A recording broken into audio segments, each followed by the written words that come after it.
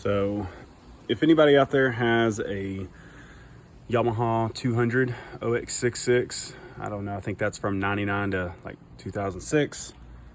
This is a fuel injection model, not carbureted.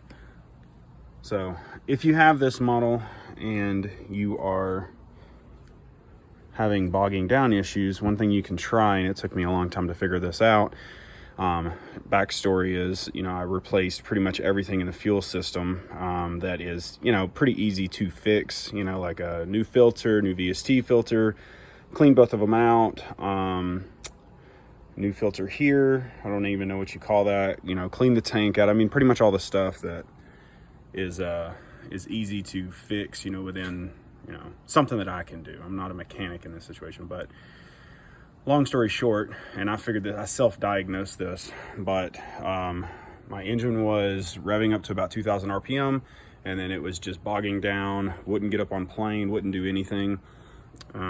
So for the longest time, for about 3 weekends, we worked on this, did the fuel system, still had the problem, and I took it out about a week ago, maybe 2 weeks ago. And just I saw on a forum somewhere that there is such a thing as a neutral switch, and I didn't realize that this motor had one. And if you can see in there, pretty much this section right here, so right there is a switch that goes to the shifting mechanism. So you've got your, whatever you call this, this comes out to here and it pushes this back. Well, if you're like me, I went ahead and replaced the shift switch itself, which is this one right here. And you only have to unplug like 3 wires in this section. They're pretty easy to put back together, so it's not that hard. But I was at the lake and I unplugged the shift switch because somebody had said on a forum that could be the problem. And so I just wanted to check and see if that was, I didn't think it was, but the problem was so consistent that I started to think that it was electrical and not fuel related. Also before that, I checked I should have started with this, but I checked the fuel pressure and I think it was like around 34, 35. And it was, I think it was, whatever it was pretty good. It was spot on. And so I unhooked that switch, and sure enough, instantly it started. It ran great. It would throttle up, didn't have any hiccups, ran perfect. So that's the stage I'm at, is that I know now, what the problem is.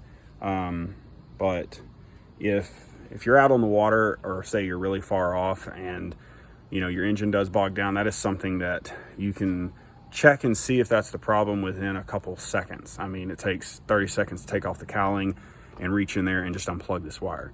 So, unplugging that wire, if you're out at sea or something and you just can't, if you think it's fuel related, well, you might as well check that, because that is a lot easier, out in the water to replace than, a low pressure fuel pump. So these are your low pressure fuel pumps.